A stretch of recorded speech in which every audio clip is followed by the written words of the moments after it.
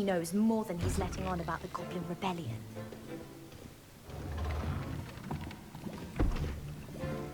Potions is one of the most challenging and hazardous subjects taught at this school. As fifth years, you will be required to reach new heights of both discipline and intellect. You will begin this term by brewing a Wiggenweld potion. Mr. Takar, can you tell us why this particular potion might come in handy? Yes, Professor Sharp. The Wiggenweld potion can be used to sterilize and even heal a variety of injuries. It can heal some injuries, but not all. Points for Ravenclaw. Before today's class is completed, each of you will have brewed a Wiggenweld potion of your own. You never know when you might need it. Please begin.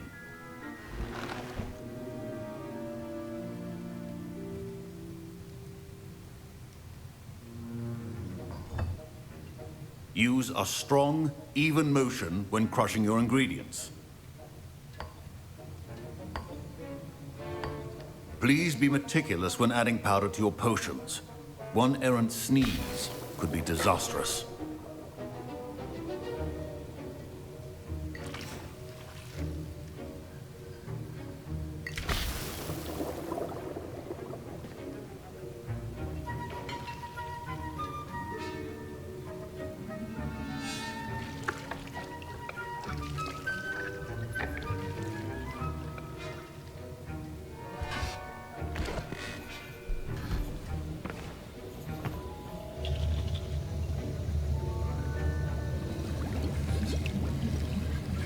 I see most of you have not forgotten how to stir.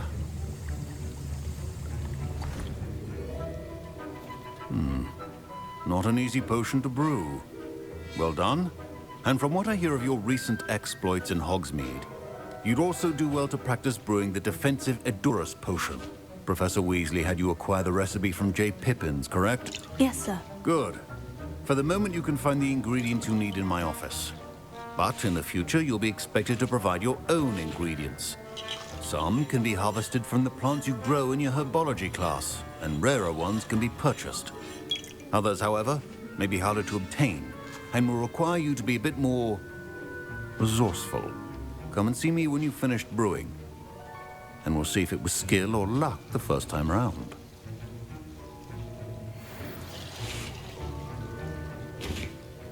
My parents considered keeping me home from school this year after the rumors of a Goblin Rebellion.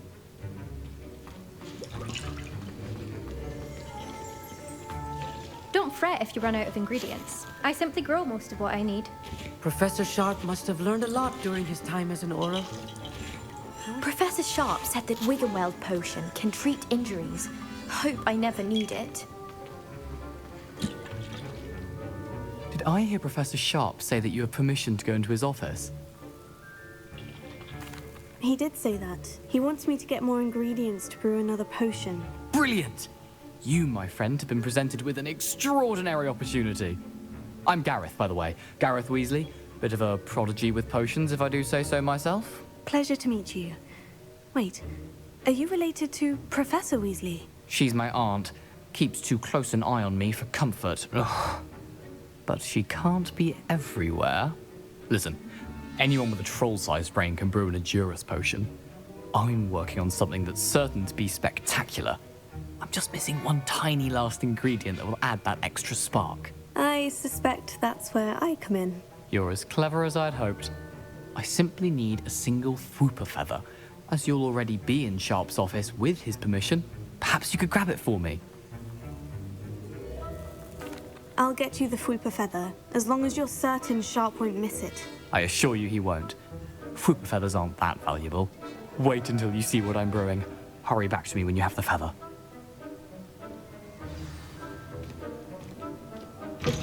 A well-prepared ritual.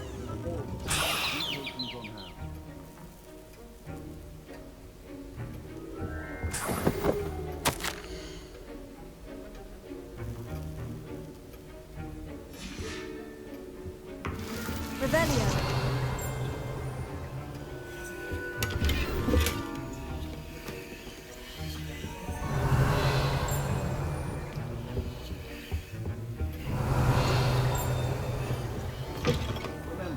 Precision is key when brewing potions. Here's the Fupa feather you wanted. Brilliant! Thank you! This is going to take a moment to brew. You should get back to brewing your Edurus potion, and I'll tell you when this concoction's finished. Should you chop the Dittany or crush it? The wrong answer could result in the unfortunate loss of your eyebrows.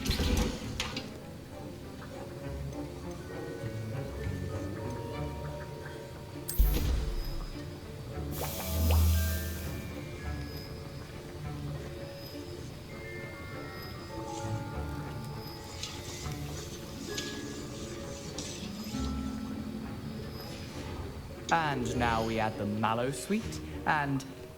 That's odd. What's happening? Wait, it's not supposed to... Ah! Get it! Again. Oh. Dragon Dog! What happened? Well done, Gareth. What now, Mr. Weasley? Sorry, Professor. That'll be points from Gryffindor. Again. Mr. Weasley did not do this on his own. His accomplice will answer to me as well.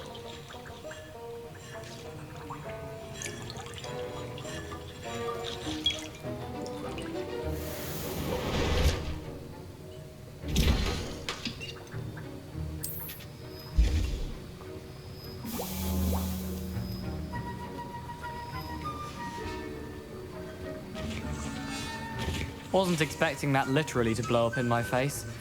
It was rather brilliant, though. I'd better clean up. You should finish brewing your potion if you haven't already. My Wiggenweld potion's utter rubbish. Wish I could just replace it with one from J. Pippin's. I brewed an Edurus potion, as you asked, Professor. I'm surprised you had the time. You seemed rather busy helping Mr. Weasley brew chaos. I'm sorry, Professor. I was merely trying to help a friend. Taking responsibility for one's actions does go a long way with me. I shall assume that you've learned a lesson. As for the work you did today at your own cauldron, I will say you've done well. I confess I was skeptical, given the advanced nature of this class and the fact you're a new student. I'm glad I was able to meet your expectations. A rare occurrence. And you do well to remember that you're not a potions master quite yet. In addition to having a solid grasp of how to combine various ingredients, you should gain an understanding of the ingredients themselves. Pay particular attention in herbology.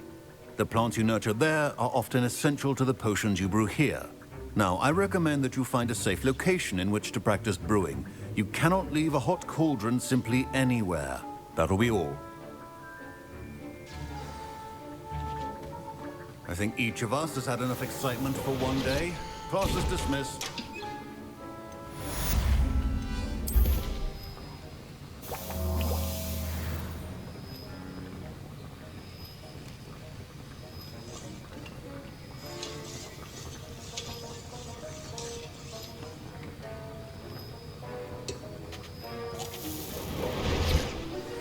A portrait in our common room wants to talk to you.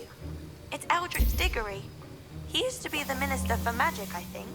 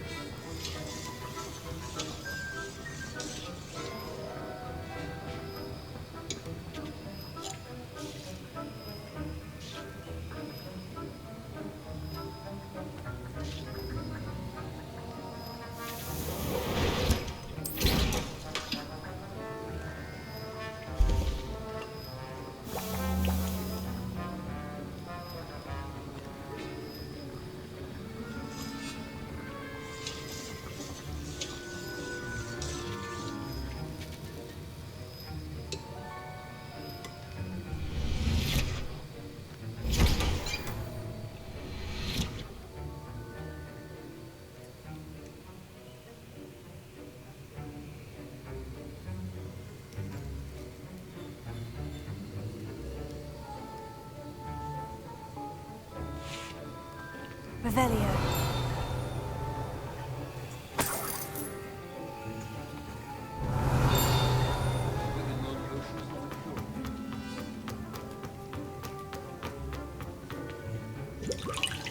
That was an interesting class. Thanks to you. Wasn't precisely what I had in mind, but it was still brilliant. I appreciate your help. I hope Sharp wasn't too disagreeable when you handed in your potion. Heard him talking about taking responsibility.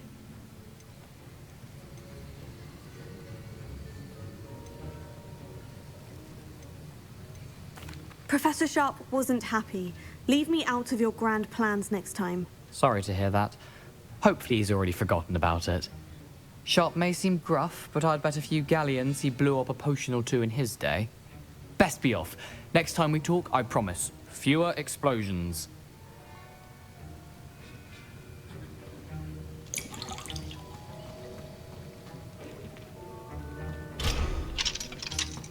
Ugh, my robes are going to reek from Gareth's inspiration for the rest of term.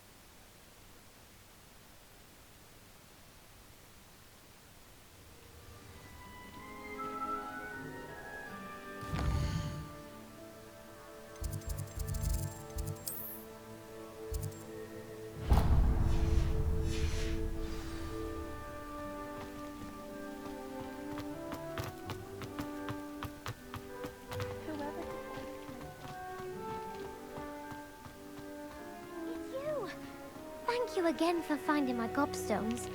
I never could have done it myself.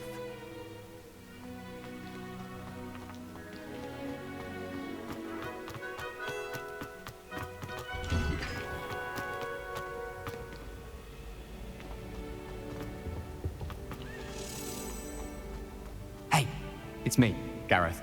Do you have a moment? Were you calling me, Gareth? I was.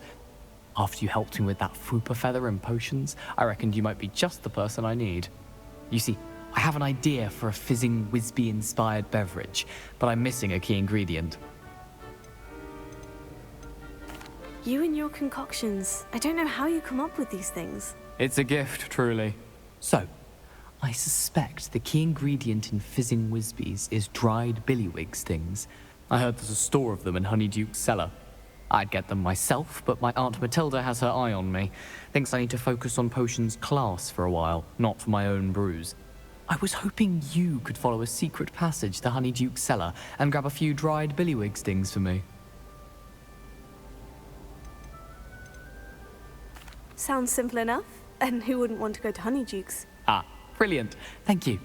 The passage is hidden behind the statue of a one-eyed witch in the third-floor corridor. Just tap it with your wand and say, Descendium. Are you asking me to steal from a shop? Goodness, it's not as if I'm asking you to rob Gringotts. Honeyduke's is more than enough, and I only need a few. It's a sweets ingredient. They won't be missed. Trust me. Couldn't you have someone buy the dried billywig stings? They're not for sale, and you never know when the cellar's going to be locked. So, the reliable way in and out is through the secret entrance. I'll see what I can do, Gareth. Fair enough. You shall be the first one to taste my newest brew if you can be of help. Perhaps I can convince a meat to help me with my potions homework. Get my aunt to loosen her reins a bit. I'll need to get those dried billywig stings for Gareth if he's to finish his latest concoction.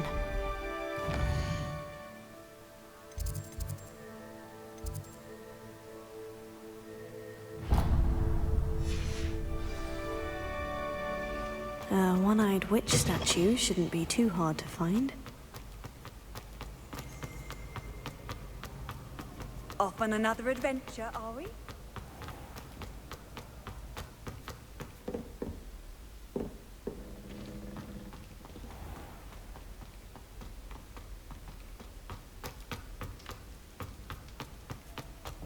Revelio.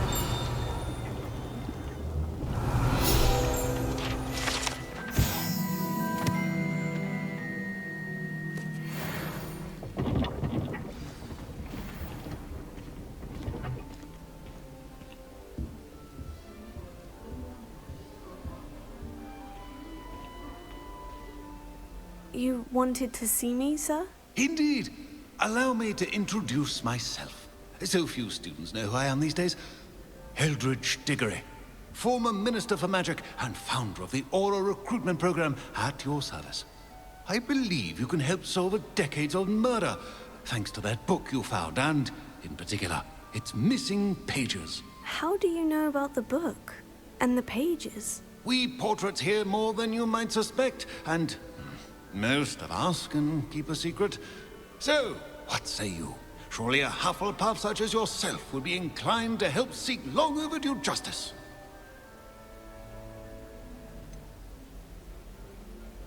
This could be right up my street. Even we Hufflepuffs enjoy a good mystery. Glad to hear you're up to the challenge. Plus, I believe you'll benefit from this undertaking. My great-niece, Helen Thistlewood, can provide you with details. She's retired now, but was a skilled aura in her day. And the unsolved murder of which I speak was her case. I often visit my portrait in her home, in the nearby hamlet of Upper Hogsfield. Shall I tell her to expect you?